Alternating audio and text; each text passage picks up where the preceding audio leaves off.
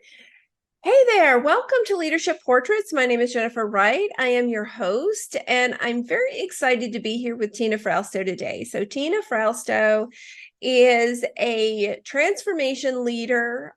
She's been with some big companies you've probably heard of, like Equifax and Verizon. And more importantly, though, she has been a mentor of mine for lots of years, and I won't say how many, but lots and lots of years. So we've known each other for a long time. She's been a mentor and a leader and a friend of mine for a long time, and have a lot of respect for her and her leadership capabilities. And so I'm really excited today to have her share some of her insights with the audience. So welcome, Tina. Thank you for joining us. Oh, thank you, Jennifer, for having me. I'm excited to do a leadership portrait with you. Yay, I am excited too. So one of the inaugural leadership portraits. So it's very exciting to get this new thing started. I'm super excited about it. So tell us a little bit about you, who you are, what you do, what some of your passions are. Whew, okay, so besides being a mother of two and a wife of many years, um, let's see, I am a transformation leader.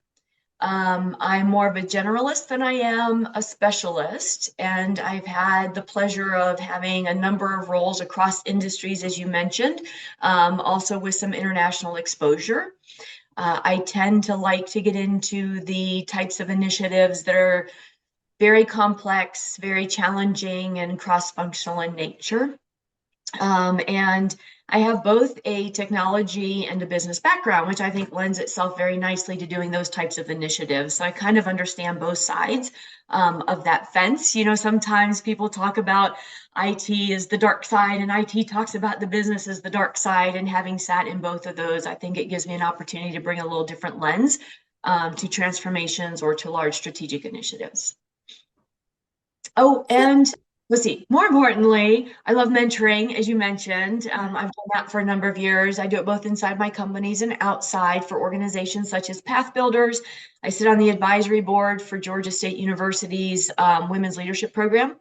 Um, I also started a nonprofit a few years ago to develop our youth. It's to reach out to underrepresented youth in the area of STEM, but we utilize basketball as a way to get to them because, right, you can't reach a lot of these kids through the normal means, but we can get to them through basketball. So we actually started a gym and put a STEM lab right in the middle of it. So there's some of my I passions. Yeah, I love that. I love the nonprofit that you're doing. And I'd love to chat more about that, and let's talk about that a little bit. So how did you find um your leadership skills playing out in working with a nonprofit? Because a lot of people want to give back to their community, and they want to find ways to, and a lot of people are giving back. I shouldn't say want to, a lot of people are giving back.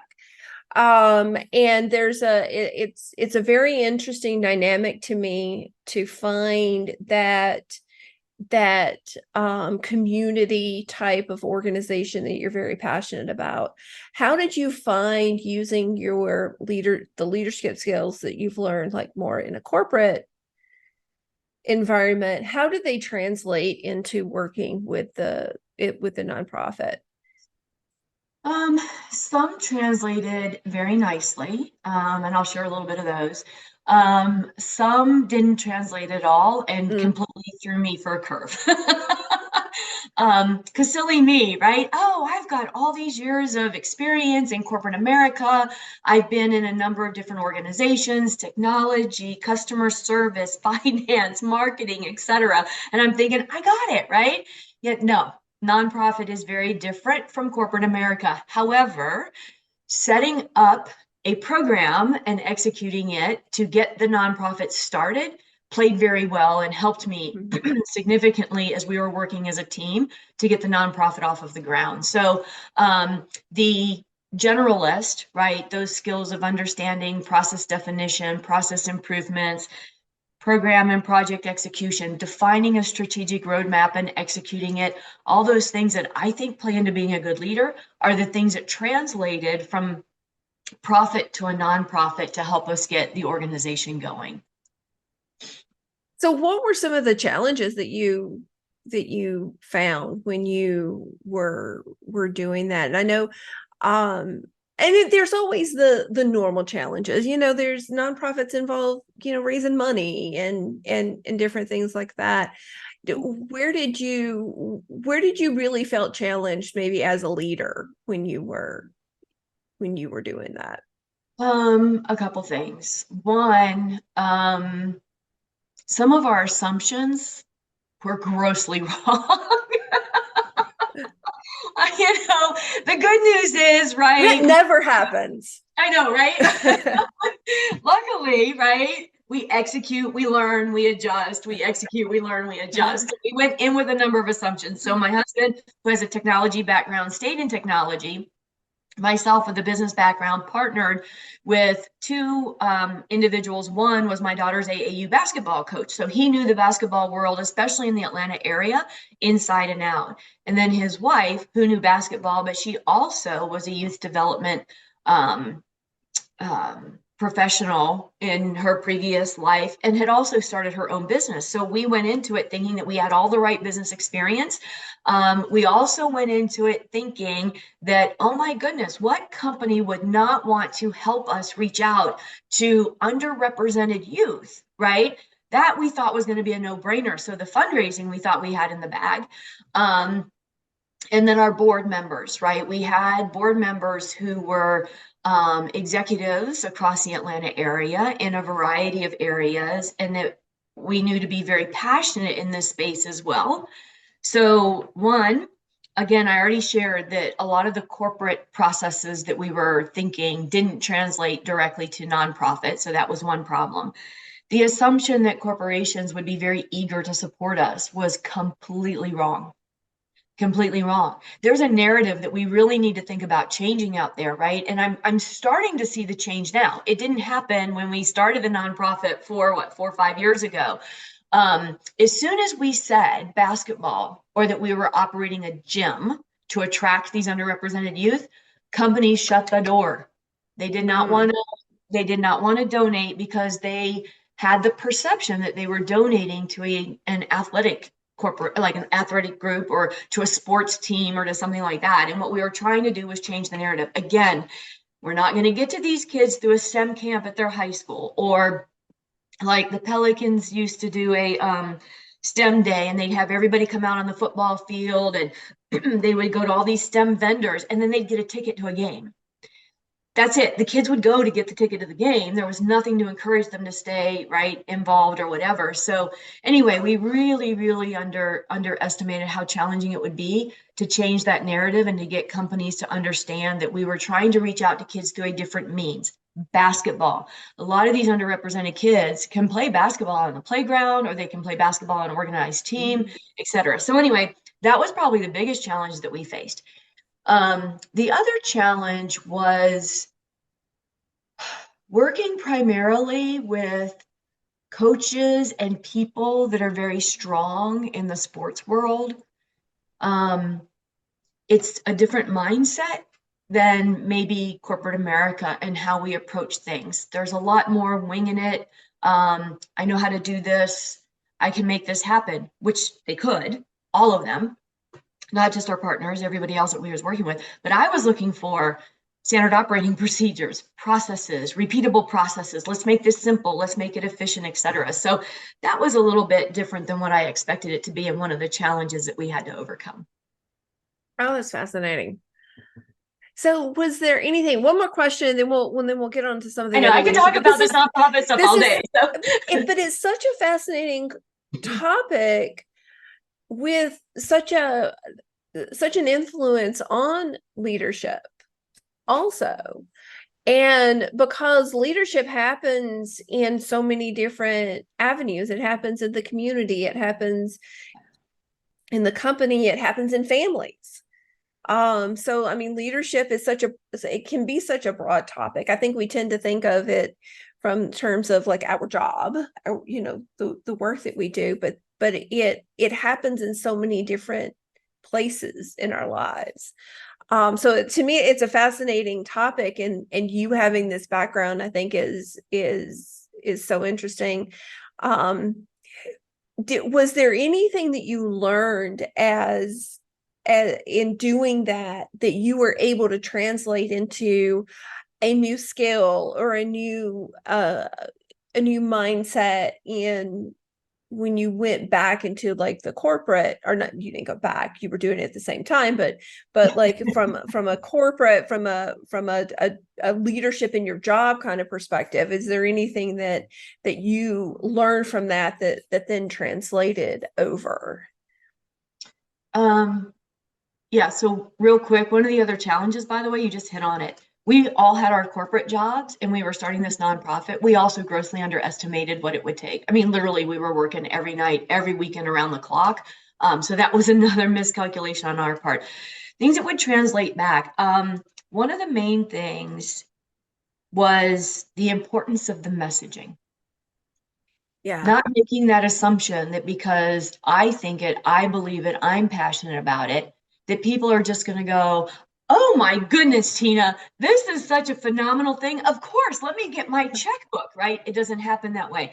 Well, that translates directly to some of the strategic initiatives, or even if you don't want to call them strategic initiatives, because I've been a line leader too. When I was a line leader and trying to maybe drive some efficiencies into my organization, remembering that you really need to think about it from the other person's perspective and then apply that back, right? Not from your perspective and that excitement and passion.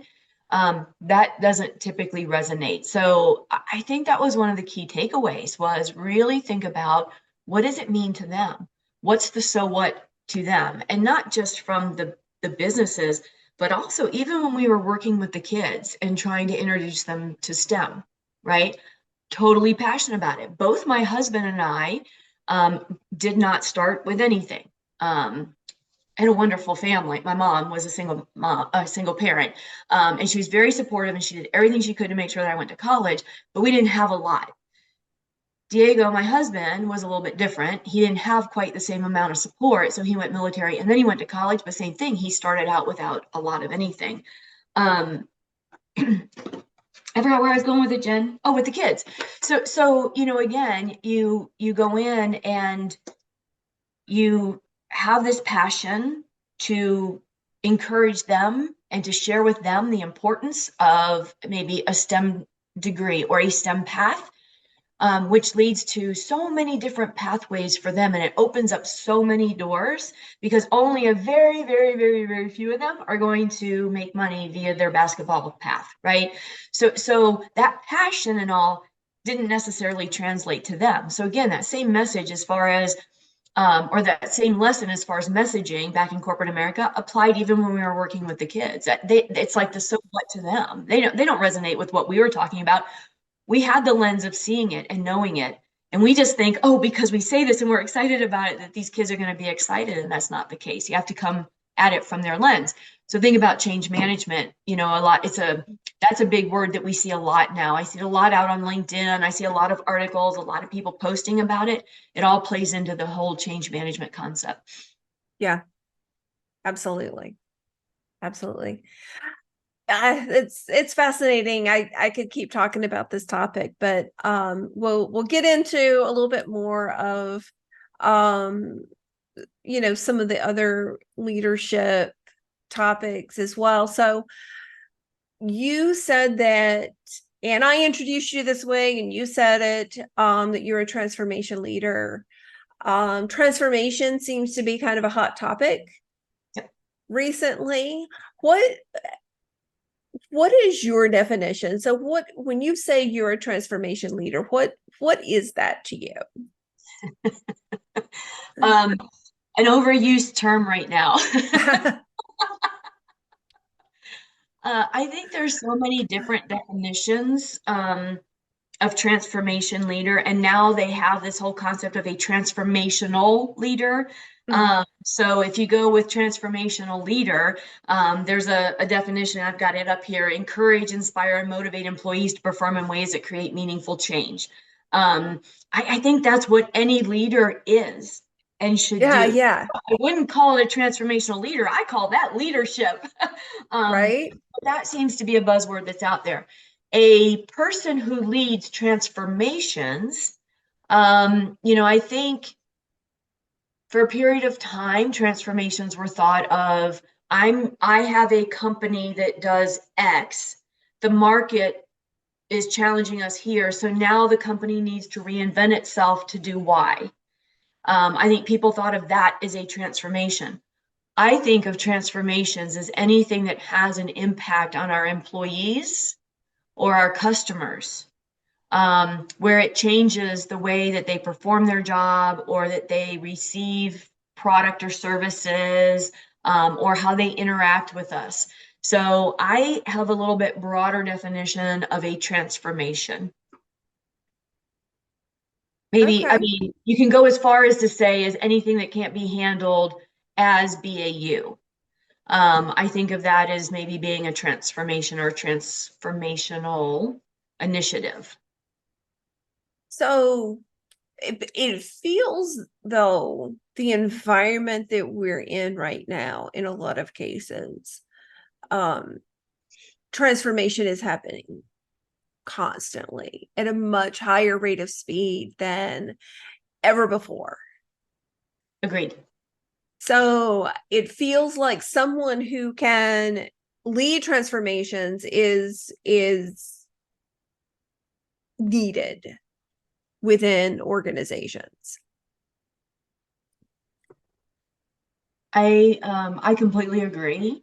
Um, I think that there's an element of being able to lead a transformation that's required for any leadership position in a company. That's a good point. Yep. Right. I mean, anyone that's has reported to me before, and you might have some experience with this, I always encourage all of my employees, not just my leaders, but all of my employees, to learn and be able to do process improvements or process change, driving efficiencies, Lean Six Sigma, right?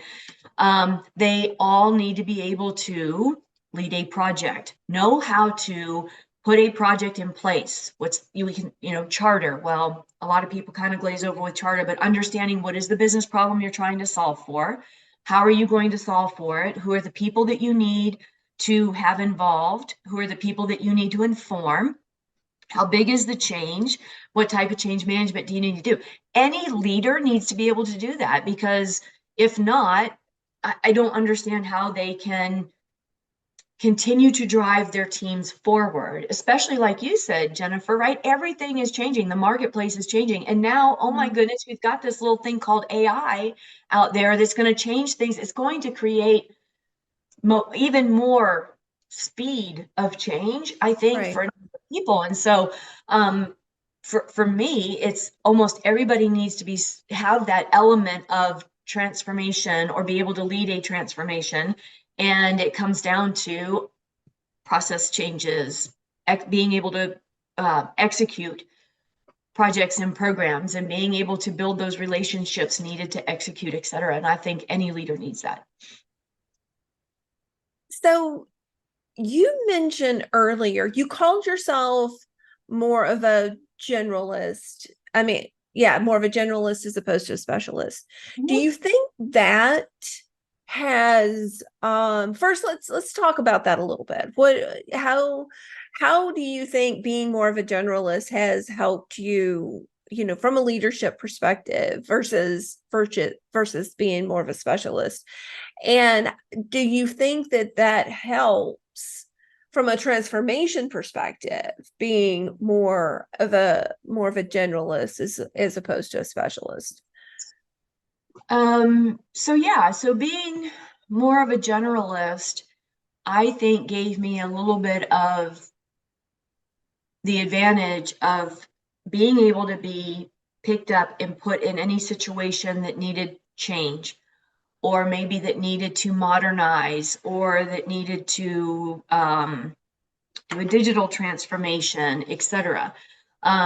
Clearly, I cannot go into legal and do legal contracts, right? And there's compliance, risk, that type of thing that I would not be qualified for, but other areas. So when I was assigned to lead the business services center at Equifax, I had never led a call center. But I was asked to go in and assess how the center was currently operating. The global chief operations officer thought that we had double the amount of people that we needed, and our KPIs were much lower than what he was expecting or needed. And so by taking that generalist view, but having the background, the technology, business acumen, process, execution, etc., I was able to go in, develop a strategic roadmap, and execute against it. But I had to leverage people that understood call centers and call center technology and all of that. It's a matter of forming those relationships that we talked about, having that influence, and then being able to create and execute against a strategic roadmap. So I've enjoyed, Jennifer, being able to take on different roles and different flavors. I tend to get a little bit bored, by the way. So it's nice to be a generalist. It's not for everybody, by the way. There are people that are specialists that are phenomenal, and thank goodness we have them in their roles, right? Because it's what keeps the heartbeat of the company going in a lot of cases. But for me, I love having the variety and being able to move from place to place to go in and drive some of those significant changes that the company needs for their future state or for what the goals that they're working toward.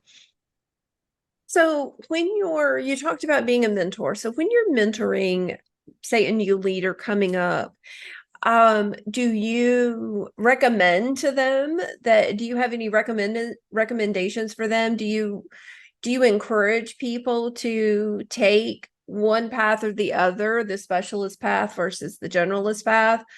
Or is that really truly kind of a personal preference? It's a personal preference. There, like I said, there are a number of employees who are specialists, who are absolutely phenomenal at what they do, and they're going to ride that course all the way out, which is fantastic. I think the more that you enjoy developing strategy or strategic roadmaps and executing against them and driving change in the company fairly quickly, I think that leans you more towards being more of a generalist, because then you take that skill set of being able to drive things and you apply it to different functional areas, right? And in some cases, it's like a temporary thing. Like when I went over and led the business call center and, we executed against that strategic roadmap that you had something to do with. We were very successful there, right? I didn't stay. It was 18 to 24 months in and then out. But there's other roles that I've had that I was in for 4, 6, years, because the roadmap was either longer, right? Took a little bit longer, or I executed the roadmap and then stayed to maintain it for a little bit. But the maintenance is what I tended not to do. So I think if you're a specialist, there's a couple things. You need to be okay with more of a maintain, which, like you said, there's not a whole lot of maintaining anymore, because we tend to do changes all the time now, or have to change all the time. But you also need to be certain that that's a skill set that you just want to keep advancing on or continuing on. So for process leaders, for program management and execution leaders, there tends to be a cap as far as how far you're going to go, right? Unless you become more of a generalist in that space and become a chief transformation officer or something like that. So I think depending on where you sit, the idea of a generalist is very, like, more attractive, I should say. It's different and it's more attractive than if you sit over here and you are truly a specialist and you absolutely want to follow that all the way through to whatever career aspirations you have. Right, right. That makes Okay. sense? Yeah, makes total sense. Makes total sense. So tell us a little bit about, so you've you've led lots of teams throughout your career and kind of the life of being a generalist, so you've had the opportunity to do a lot of different things. Tell us a little bit about like one of your proudest moments as a leader. Um, like you said, I have been very fortunate. I have had an opportunity to lead amazing people and amazing teams, that I've also had a lot of fun with. But if I had to stack rank them, I would say probably one of my proudest moments was a project called Atlas that we did at Equifax. It was a full lead to cash business transformation, um, that went across all of our geography. So we had over 20 countries that we operated in, and we created the processes and implemented a technology stack that standardized those industry best practice processes across all of those geographies. So that in itself doesn't make it my proudest moment, of course, but what I was super proud of is that's probably one of the hardest and most complex transformations that you can take an organization through. And um, it was led by our chief financial officer, he made a couple brilliant decisions. One was when he asked for resources to be dedicated, which we did dedicate the resources. I know a lot of companies try to do these where people stay in their roles and they lead these. It's next to impossible, right? So we were fortunate enough to be pulled out of our day-to-day jobs and put in these roles. But he asked for the top of the top across all of the functional organizations. He was like, I don't want somebody that's easy to pull off or out of their role. I want the top people because we're going to live with this for the next 20 years in the company. So we had amazing people to work with. We were deploying industry best practice standard processes, which again can be very challenging across different geographies when you think about compliance and regulatory. So we pulled all these people in. We had international representation from each of the geographies that were in the States for 28 days, home for 7, in for 28 days, home for 7. I've heard people say multiple times, oh, attrition on these programs is standard. That's what typically happens, whatever. We had none. We had 0 voluntary attrition on that program, and we were living in the basement essentially. Our war rooms, we had dedicated conference space, we had dedicated workstations. We were in the basement and we were there for years, right? It was a couple years. Nobody left the project, nobody left the programs, and we had fun, and we are still family. Like, what, 2 weeks ago, a group of the core team got together here in the Atlanta area just to get back together and see each other. I mean, that's, to me, when you can do a large, complex transformation like that, nobody voluntarily leaves the program after years of being like just fully dedicated to it, in some cases away from your family for extended periods of time. And I mean, just remains family afterwards. I think that's huge. And we did something that at the time no one else in the industry had done. We launched our first site in 18 months, and the average at the time was taking 7 years per our consultants that were helping us. So anyway, I think that's my proudest moment, was that team and the closeness of that team, and the fact that we were able to keep it fun. We worked our tails off. And there was a lot of stress, but we kept it fun. So would you say that that's one of the keys to that? And I've worked on those kinds of projects before. I worked on that project with you. And so And we're would still you say, friends. yeah, still speaking. Um, um, so so what would you say? I mean, you mentioned fun. Would you say that that's one of the keys to it, and kind of find fun? I mean, what does that mean? What and how do you do it? Because that's not always the easiest thing to do, because you have lots of personalities that come into these things, and you have lots of agendas and expectations and lots of different things, lots of different dynamics that are happening on these large transformational programs like that. Absolutely. So first of all, it is 100% my job to be a situational leader and a situational communicator, because you do have all those different personalities coming in, and you have different subcultures, right? We brought IT down, we had marketing, we had sales enablement or operations, we had service, we had everything. Each of those organizations tend to have a subculture of their own.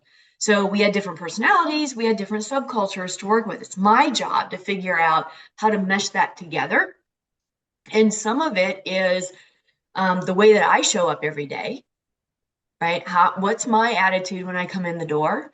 I tried to have high energy, positive attitude, and a number of transformations. I think there's a stigma out there now that as soon as you say transformation, people automatically start planning for how to make it not fail instead of planning for how to make it succeed. And we all showed up with that how to make it succeed, but it starts, I think, with me, right? Doing things like reading the room. When is the room getting too tense? When do we need a break?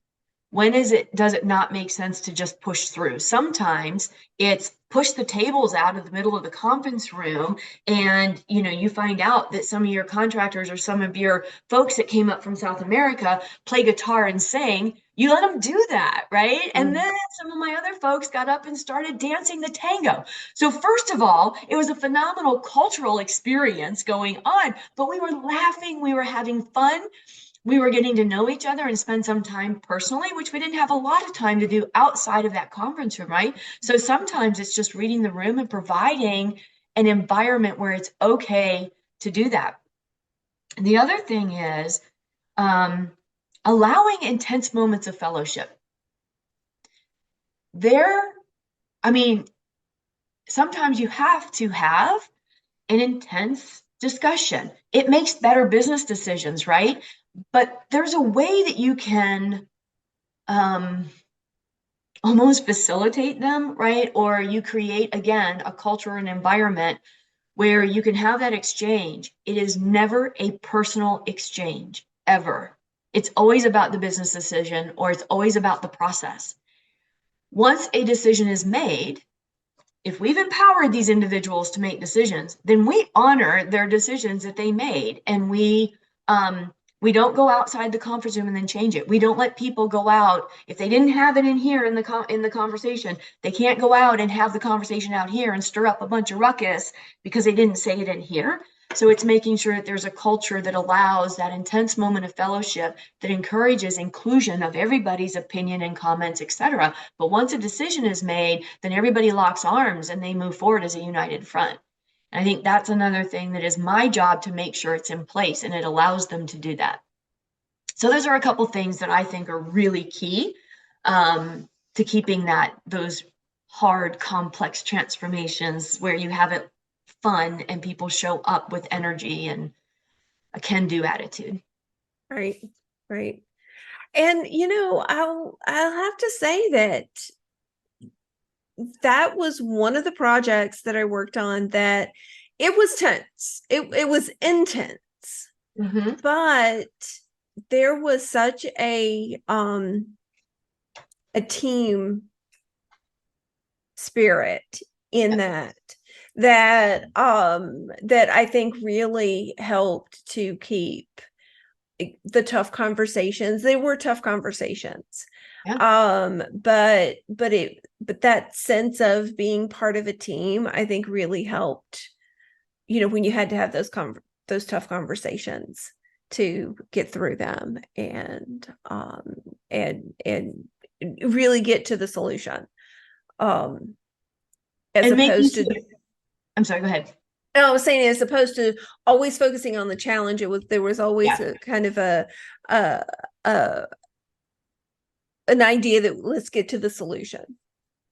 absolutely. And putting coffee pots down in the basement right in the rooms made a big difference. Coffee, absolutely. Yes. You know, And snacks. that's right. And snacks, food and coffee were really key. You just said something that um, I think really it was true, and it sparked my memory there as well. Um, we had very defined roles on the team. Each of those functional leaders were the process owners, and they were empowered to make decisions. And it was very clear, right, what decisions they were able to make. You still had to work collaboratively, though. You have to be able to look left and look right. You can't do any of that in a silo. So I think having those defined roles helped, but also the fact that they all sat together in the basement, including myself and my technology partner. We had those little corner offices upstairs with beautiful windows that were really bright. No, we came down and sat in the middle of the cubes because we could have everything was moving so quickly, right? I mean, we keep talking about how fast companies move and they need to transform. Well, now transformations happen pretty quickly too, but think about how fast we had to make decisions down there.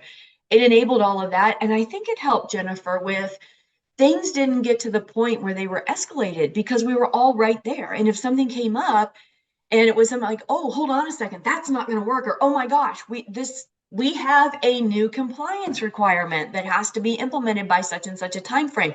Okay, let's go in the war room and let's whiteboard all this stuff. We could do it real time right there. And so things didn't, we had a couple escalations, don't get me wrong. I mean, we had escalations, but our working with each other didn't get to the point where it was escalated because we were there working closely, right in the middle of everything.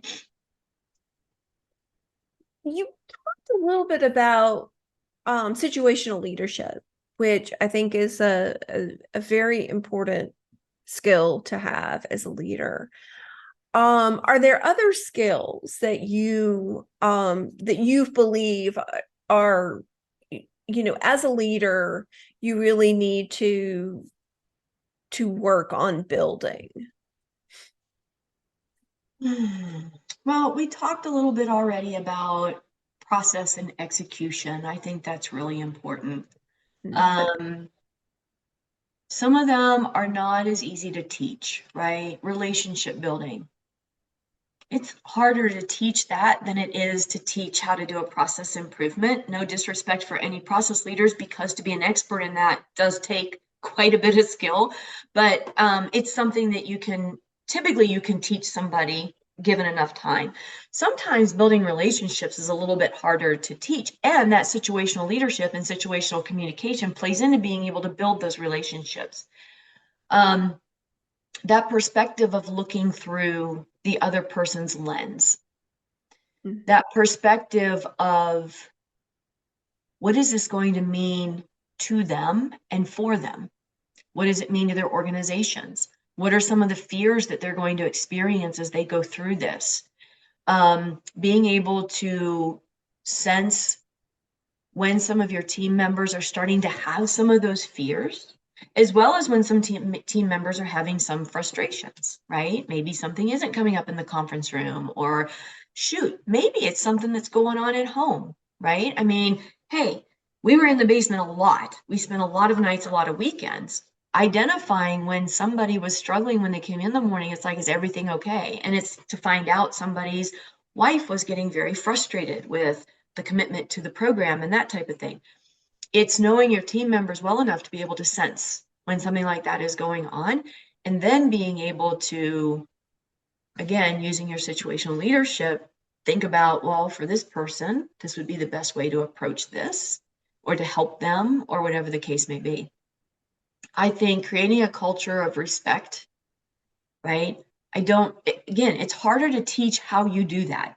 In some cases, the best way to learn it, I think, is being blessed with being put, like ending up on a high performing team somewhere and being under a leader that does it very well. And then you see what it looks and it feels like, so that you can then in turn create that same kind of a culture for your teams. I mean, I think that there's some business classes around it, but those are the types of things I think that until you have an opportunity to experience it, or you work under a leader that can help you experience it, it's a little bit harder to learn how to do that. Well, it sounds like, and I'm kind of interpreting a little bit, it sounds like one of the things that you're saying is that there's a lot of it around communication and around conversation Absolutely. and being able to have those conversations with people. And quite honestly, based on what I've observed with, to me, that's one of the things that makes a difference between a great leader and kind of an kind of leader, is someone who's just really like sincerely having those conversations Yep. and really kind of staying in touch with your people. Yes, it's I think I've heard this before a few times, so it's I'm sure it's floating around out there, but how many times have you heard, right? It's the difference between when somebody asks you in the morning, "Hey, how are you today?" and keeps walking because it's a habit. "Hey, Right, how are you today?" They're just asking because it's something to say versus, "Jennifer, how are you today?" right, And then listening, no, really listening and hearing what Jennifer is saying back to that, like to me or to whoever they're talking to. I think it's critical. I mean, yeah, sometimes it's easy as a leader to get caught up in the stress of the program, the stress of the transformation, the stress of meeting your KPIs. For salespeople, the stress of meeting their quota. God knows, thank God people do right, sales really well, because I could never in a million years do it. And I have utmost respect for salespeople, right? But when they get under the stress of meeting their quota, that has to be separated out if you're a leader from that interaction with your employee, and making sure that you're in tune with how the feeling is in general, and if things are again starting to go south. The other thing that I think you need to learn how to do, some people do it more naturally than others, and I don't know that I've ever seen a class on this. There's a buffer. It's never in the job description, right? It's never in the job description, but your job is the buffer, because there's a whole lot going up here that's pushing down. yeah, It is important for the team to be informed. 100% I agree with that. The way in which you deliver those messages and what exactly out of those messages you deliver is really important to know. It's a little bit of knowing when to press in on the accelerator and when to back off and press in on the clutch, for anybody that can drive a standard car. I know a lot of people, my kids cannot, so I can laugh at that. Can't drive a standard car, right? But it's that knowing when to press in here or when to release and press in here, that I think good leaders need to learn. But that's something it's really hard to teach that in a class. right. Well, and there is a little bit of something that you kind of have inside yourself, who not everyone has every single skill. So I think there's some of that that's just, there's some things that are learned and some things that just happen naturally.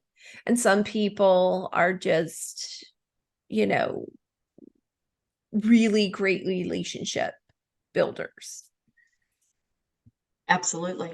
Um, Well, and so I'm sorry, go ahead, no, no, Jen. no, go ahead, finish what you were saying. I was just going to say, and knowing when you don't have that skill set, Yeah, you need to leverage someone else. When we went into business services and created that strategic roadmap, right? I was excited. Hey, Tina, I need a vice president over business services. I know you haven't led a call center, but you can go in and do what I need you to do as far as transforming the organization. Great, let's go. Oh, wait, there's one small detail that wasn't shared, right? Hey, there's an AVP or an assistant vice president already in place that's been leading the team. I'm putting you directly over the top of her. Oh my goodness. Like, I can't even imagine what that felt like to be that leader, to have another leader come in over the top of you with very little explanation as to why. But right, going into the call center, I knew that I needed her expertise. She was very knowledgeable about running a call center. She had great relationships with her folks. The only thing that she was missing was somebody having shown her how to go in and assess her group against the future state of the company and developing that roadmap to take the group there, to upgrade their skills or to change out their skills, to change out their processes, to streamline things, whatever the case may be, but to get from point A to point B. It's the only piece that she was missing. So, right, it's very realistic in knowing that I did not have the skill set to understand the call center, the day-to-day operations of the call center. I was learning it, but being able to establish a relationship with this vice president, this AVP that was in place before I got there, was critical to the success of the group, right? Right. And this was a make or break for the group.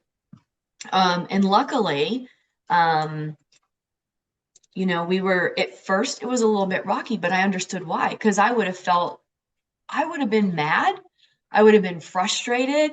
I would have been a whole bunch of stuff if that had happened, right? I mean, again, thinking about putting myself in her shoes and what that felt like. So the first several weeks was just building a relationship with her and letting her know, right? So she's not going to trust me. Again, it gets back to that. You got to look at it through their lens. You can't go in and just go, well, I'm here to save the day and they appointed me, so you're going to trust me to do this job. No, they don't know me. It was building that trust with her, so that we could have a very solid relationship. To this day, we still have a phenomenal relationship. She's retired now, and I'm jealous, but she's retired, and we have a great relationship. But it was forming that relationship and that trust because I knew that I didn't have that skill set and I needed someone else to be able to fill that role. Yeah. So, So looking back, and so you've run some great projects, you have a lot of great experiences. If you were talking to yourself at like at 23, 25 years old, like when you were first starting your career out, what advice would you give yourself? oh, probably the first piece of advice I would give my younger self is build my network. Hmm. Build my Oh my network gosh, how important is that? early on. Yeah, you know, now that I'm older and have had a few senior level roles, it's a no-brainer, right? But, you know, think about back then coming out of school, we didn't have smartphones, we didn't have LinkedIn, um, we didn't have Facebook. So we had a Rolodex, right? And that's a lot of work. Keeping up with all these business cards. And we had physical business cards, right, that we were keeping up with, and I had cards. And then when I moved from one job to the next job, I was like, yeah, am I going to really need all these cards and blah, blah, blah. Yeah, so I fell short there. And I wish that I had that network, and I wish that I had maintained that network starting back from when I first got out of college all the way through. So that would be one piece of advice that I'd give myself. The second piece of advice would probably be to lean in more earlier in my career. Hmm. Like I lean in now, but if I had leaned in back then a little bit more, I don't mean I am not talking about being arrogant. I am not talking about bullying. I am not talking about stepping on people to get ahead of them. I'm not talking about any of that. I just mean leaning in, right? Being more purposeful on my roles, taking specific things away from my roles to prepare me for the next role. I didn't start doing that until several years into my career. I landed underneath an amazing leader named Michelle Romano. Again, she's retired now, but thank goodness our paths crossed. Michelle was phenomenal at teaching what we used to call soft skills. Now everybody is doing it, right? Finally. But back then, not everybody had soft skills. Not everybody had situational leadership, situational communication, read the room, looked at how their employees felt, right? Michelle was doing that and she was teaching that. So anyway, Michelle kind of brought me out of my shell, taught me to be more purposeful in my roles, and to understand that a job does, your career doesn't go like this. Your career is going to go like whatever. Right. So anyway, I wish that I had done that a little bit earlier. That's what I'm talking about when I say, kind of lean in, um, being more confident in myself and my abilities, and knowing where to grow them, and how to leverage them. That how to leverage them, I think, is one of the most important things too, right? I have a technology background. For the beginning part of my career, I was behind a computer coding. And then I became a network engineer. And then so I was out installing networks and doing that kind of thing. And then I crossed over to the business. That's when I really started thinking about that purpose and learning those extra skills and that type of thing. So anyway, all of that I wish I had encountered a little bit earlier in my career. So I would tell my younger self to be mindful and to be doing those types of things. Gosh, so many things come to mind, that learning process and project management early on as well. That's one of the reasons why even my interns, right? I had interns, not last year, but the year before, I had interns, weekly meeting with them. I just to pulse them, how are they doing, etc. Told them the same thing: learn process, learn project management, build your network. And I was like, right now, if I don't have an invitation on LinkedIn from every one of you by the end of the day, right, I'm going to come back to you. So, those types of things. I don't know that my earlier self had enough experience to know generalist versus specialist. I thought I was specializing. I was specializing on the technology side. It wasn't until I went over to the business side that I decided to be more of a generalist. So that part, I don't think I would have told my younger self, but I think what I garden out of that and would tell my younger self is be very in tune with what you enjoy doing, how you can apply that. So I love that we love to tell kids coming out of college, find your dream job, find what you love doing, but we forget to tell them and be able to pay your bills. Right. So I don't want to just, I wouldn't tell my younger self, oh yeah, just go find something that you love doing. I love training dogs, right? And I've been somewhat successful at it. I can't make any money at it. So like, I'm not going to leave my corporate role to go train jobs because I can't afford to pay my bills if I do that, right? But I do think that there's an element of be very mindful.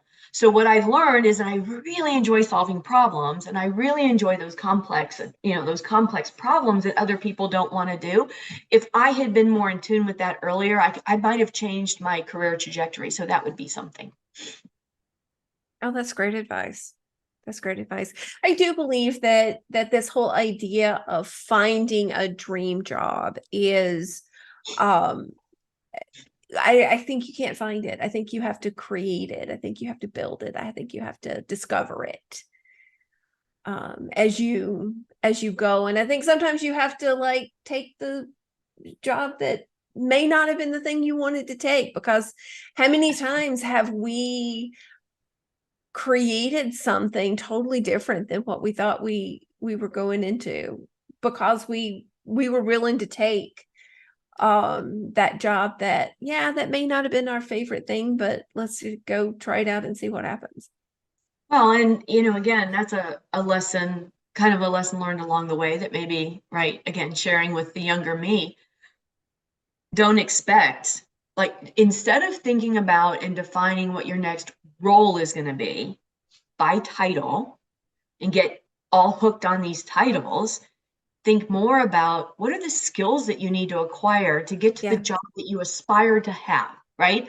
So when I crossed over to the business and I started playing around with process and execution, had an opportunity to be a frontline leader in operations, then I really kind of like, hey, I like this operations thing. I really like this. And I like the fact that I can apply all those general skills that I learned to running a front line or to help modernize a center or whatever. So that then sparked, you know what? One day I want to be a COO. Okay. Well, then what are the skill sets am I going to need in order to be a COO? They weren't this, it wasn't going like this. It was taking some of those assignments, Jennifer, that you mentioned, that filled the need for me to learn certain skill sets that prepared me to be aligned for a COO role. Yeah. That's a great way of looking at it. So really kind of define what you're looking for along the way, as opposed to, I know that for myself, when I decided to quit being um, caught up in titles, that opened up so much for me. Yep. It's a game changer. I've Mhm. well, and not only that, but you stop worrying so much about a step back. I love the fact that Right. a number of companies have gone to the idea of career banding. So you have a band, and bands are pretty broad, and they're broad for a reason, right? It's to get away from that, oh, I'm taking a step back. I've stepped back at least twice in my career, pretty significant steps back that then catapulted me Yeah. forward, right? And by the way, I love the roles that I step back for. So it's that eliminating that feeling of, oh, I'm stepping back. You're not. Right. You're moving forward and acquiring additional skill sets that you need for whatever that career aspiration is that you want to obtain. And oh, by the way, it's okay if you change your mind along the way and it's no longer that aspiration, it's something else. You still have built a set of skills or a toolkit that you can then leverage, Right. and you pull out different tools depending on what situation you're in. So, Yeah. and talk about that all day long. I know. I know. Well, this has been a great conversation. I appreciate you spending a little bit of time. Fantastic insights. I do have one more question for you though before we wrap up. So what's your next thing, or what are What you am I up getting to into right next? now? Yeah. Next. Oh my goodness.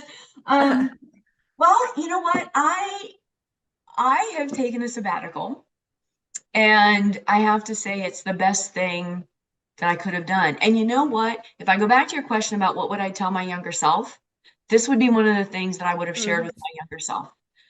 I went like, right, just like a lot of folks, especially in our generation, by 16, I had my first job. My husband started working when he was 12, right? We worked all the way through college, both of us. He went military and then college, but both of us had two jobs while we were in college. And then as soon as you get out of college, boom, you go to work. I worked an interim job while I was looking for my job as a developer, right? When I left um, Verizon Wireless, I left on a Friday. I started Equifax on a Monday. When I left Equifax, I left on a Friday. I started Ultimate on a Monday, etc. I never took a vacation. I never took a 2 week. I mean, I took a vacation, but I never took a 2 week long vacation. I only ever took like a week at most on a vacation. Um, so I've taken a couple months. Oh my goodness. Like the ability to take a minute to re-energize, to refresh, um, to spend a little extra time with friends and family. Because, sometimes as you're headed toward those career aspirations, and then, my goodness, I was fortunate enough to get that job. It was in St. Louis. I was driving or flying back and forth every week. I was gone every week.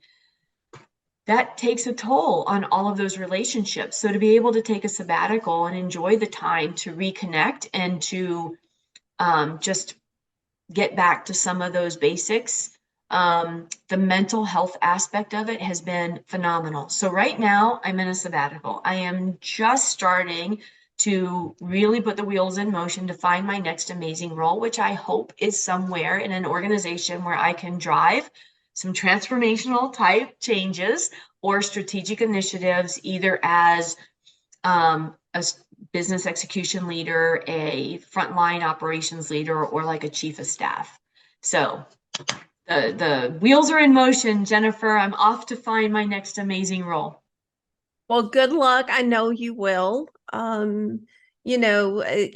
There's something amazing out there, and I know that you'll come across it. So Um, well, thank you so much. Again, great insights, great information. I'm really excited to share this with the audience. I think they'll get a lot out of this. So I really appreciate your time and your willingness to share your stories. And it's not always all roses and champagne. There's a lot of dirt and a lot of ugly stuff that happens. So I, I appreciate you sharing everything that you've kind of learned along the way.